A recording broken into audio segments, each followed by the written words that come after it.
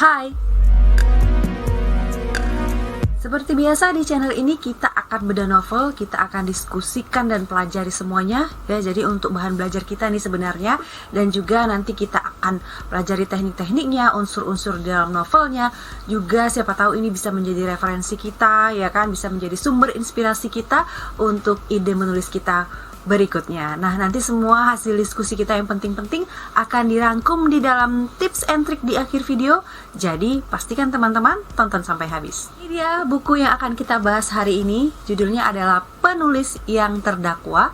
Ini dituliskan oleh Bang Rio Ariandra. Jadi ini buku kesekian dari Bang Rio yang kita bedah di sini ya. Nah, tapi ini terbitnya di tempat berbeda ya. Ini terbitnya di penerbit Babat Bumi. Nah, bisa teman-teman lihat di sini dari segi cover sudah pasti sangat nyambung dengan judulnya, yaitu Penulis yang Terdakwa ya. Jadi ada kayak sosok penulis gitu yang kemudian tangannya diborgol. Itu bisa memberikan simbol lah ya untuk disesuaikan dengan judulnya covernya. Jadi menurut aku cover yang ada masalah, cukup menarik. Dan kemudian untuk sisi layoutnya ya, layoutnya juga biasa saja, cukup menarik juga. Tetapi mungkin kalau penampilan bukunya ini agak di tengah, dia agak sedikit agak renggang gitu lemnya ya. Padahal ini buku baru sekali aku baca, belum pernah dibawa kemana-mana juga ya.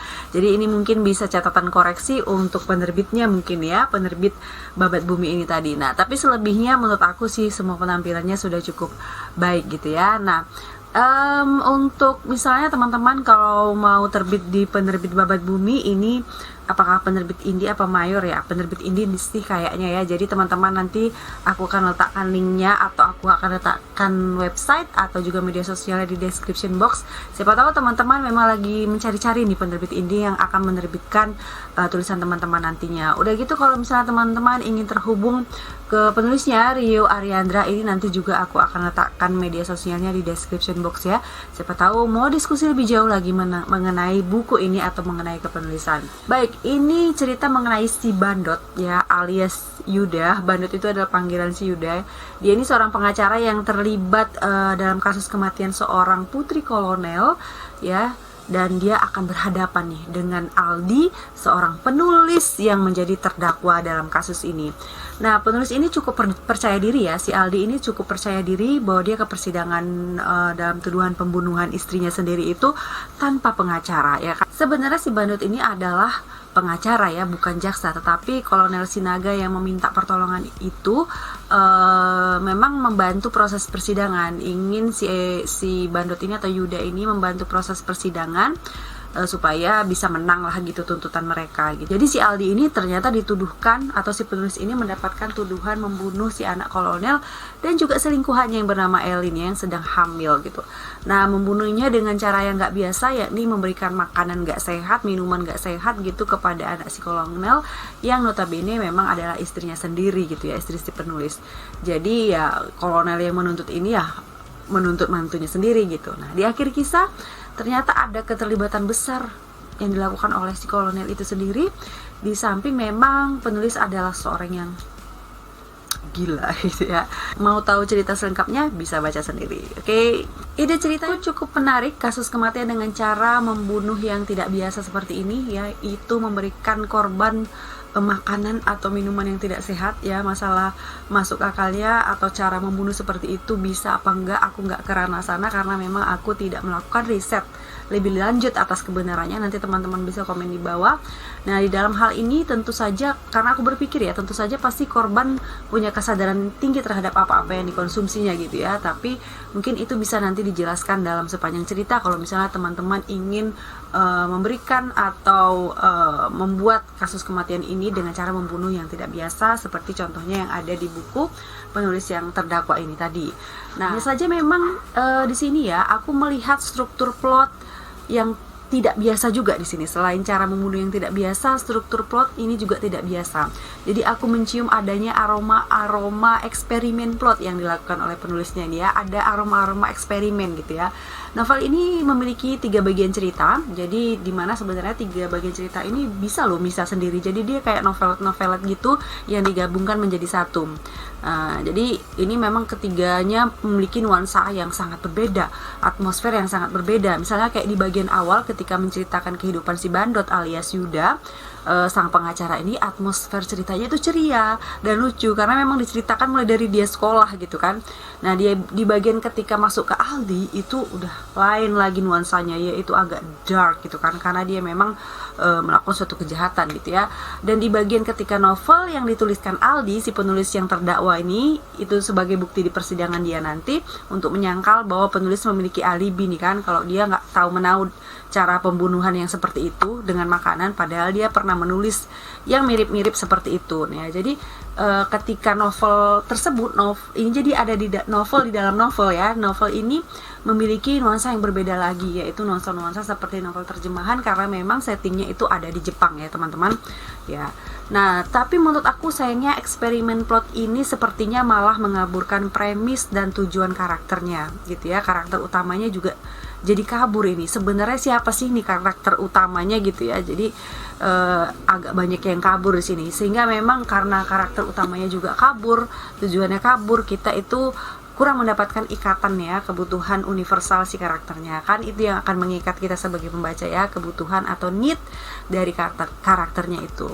Nah, memang kita hanya bisa menikmati keseruan ceritanya aja ya. Dan yang paling menarik memang menurut aku itu adalah bagian awal ya. Aku suka bagian ketika menceritakan si Yudanya itu. Tapi endingnya juga menarik teman-teman. Endingnya kenapa menarik? Jadi cerita ini kayak loop gitu, yang kayak terus menerus gitu, kayak nggak putus-putus. Jadi akhir yang menjadi awal, awal yang menjadi akhir gitu ya. Nah, ini kalau misalnya orang-orang yang memiliki gaya atau memiliki kecenderungan untuk akhir-akhir atau ending yang jelas, nah buku ini bukan pilihan mereka ya. Jadi ini adalah untuk yang memiliki ending-ending yang terbuka, open ending gitu ya. Jadi ini kalau kita melihatnya dari perspektif lain, ini mungkin bisa jadi bagian dari keunikan novelnya, endingnya gitu, yang berupa loop itu tadi ya. Terus menurut aku bagian novel yang dituliskan Aldi, yang dituliskan lagi di dalam novel ini terlalu banyak porsinya ya teman-teman, terlalu banyak porsinya. Menurutku malah mengganggu jalan ceritanya, mengganggu premis utamanya, karena sebenarnya itu tidak diperlukan untuk dipaparkan sebanyak itu ya teman-teman. Hanya sedikit saja untuk memang membuktikan tadi ya, alibi si Aldi ini, untuk mematahkan alibi si Aldi ini gitu kan di persidangan. Sebenarnya si Aldi ini tahu bahwa teknik-teknik membunuh yang aman dan sulit diendus. Walaupun sebenarnya memang teknik membunuh yang ada di dalam novel si Aldi ini sendiri dan teknik membunuh yang sudah dilakukannya itu agak berbeda ya. Karena di dalam novel itu Lily karakternya itu membunuh dengan mulutnya ya. Bagaimana cara membunuh dengan mulutnya nanti mungkin teman-teman bisa baca sendiri. Ini juga masalah masuk akal atau tidak masuk akalnya, aku tidak melakukan riset lebih lanjut, jadi nanti teman-teman bisa baca sendiri kalau ingin lebih tahu ya. Dari beberapa karya Bang Rio yang pernah aku baca dan pernah kita bahas di sini, aku merasakan ada perkembangan nih di gaya cerita Bang Rio ya. Di sini lebih luas dan lebih menarik daripada cerita-cerita sebelumnya. Gaya ceritanya itu lebih enak dinikmati, terutama di bagian awal karena memang itu bagian favorit aku ya. Nah, kalau karakternya di sini memang sangat banyak, apalagi di bagian bandot itu, di bagian Yuda ya maksudku, sampai-sampai mantan-mantannya ada 4 orang kalau nggak salah, itu semuanya dibahas, masa lalunya semua dibahas. Padahal menurutku sebenarnya sama sekali nggak ada hubungannya dengan jalannya plot. Jalannya plot utama itu kan ketika si Yuda ini diperbantukan diminta bantuan oleh Kolonel Sinaga itu tadi ya. Nah, memang untung saja ceritanya tadi menarik, masih bisa kita nikmati, sangat-sangat bisa kita nikmati. Nah, bisa dikatakan mungkin aku bisa ngambil kesimpulan bahwa karakter utamanya si Yuda ya, alias si bandot ini. Tapi memang karakter arc-nya si Yuda itu kurang jelas. Dia memang membawa plot, tapi transformasinya kurang terasa gitu ya. Nah, ini aku pikir ini juga bagian dari eksperimen penulisnya, jangan-jangan gitu ya. Tata bahasa aku pikir sudah cukup rapi, tidak ada masalah, dan memang gak ada catatan untuk ini gitu ya. Jadi kita langsung masuk aja ke reading time. Kalimat pertama. Kau sedang memijit dahi sebab pembacamu menuntut kau segera menerbitkan novel baru. Kau sudah mengantuk-antukkan kepalamu ke dinding, berharap ide-ide bodoh keluar dari kepalamu yang mulai berbau busuk karena terlalu banyak sampah di sana. Kau juga sudah mencelupkan kepalamu ke bak yang ada di kamar mandi, berharap sampah-sampah di kepalamu ikut larut bersama air yang akan kau siramkan ke lubang saluran pembuangan. Kau sudah berada di depan kertas kosong, tetapi yang terlintas masih saja ide-ide bodoh. Ada cangkir kopi di samping kertasmu. Kau mengintip isinya. Ternyata hanya tersisa ampas. Seperti kepalamu yang hanya tersisa ide-ide bodoh dan teknik-teknik usang dalam bercerita yang selalu kau gunakan dan digunakan orang lain. Setelah menggaruk-garuk kepalamu yang seyogyanya tidak gatal, kau memutuskan membuka kumpulan cerpen berjudul Bakat Menggonggong yang ditulis oleh Dea Anugrah. Yang kau pikir adalah perempuan, ternyata seorang pria tulen yang sudah memiliki istri dan bercita-cita punya rumah sendiri. Dari sanalah kau menemukan sebuah gagasan yang hendak kau tuliskan. Kau tak peduli pembacamu akan kecewa atau tidak.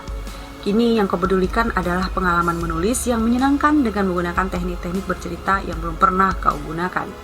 Menurutmu, dia sudah banyak membaca dan meniru berbagai teknik dan menuangkan teknik tersebut dalam bukunya yang kau dapatkan dengan harga 3 bungkus nasi padang.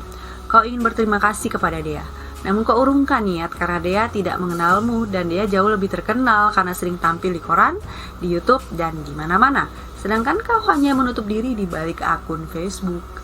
Kau memutuskan untuk berhenti memikirkan dia karena hal itu tidak patut. Dia bukanlah perempuan, ia lelaki tulen yang sudah punya istri. Maka kau mulai menulis kalimat pertamamu.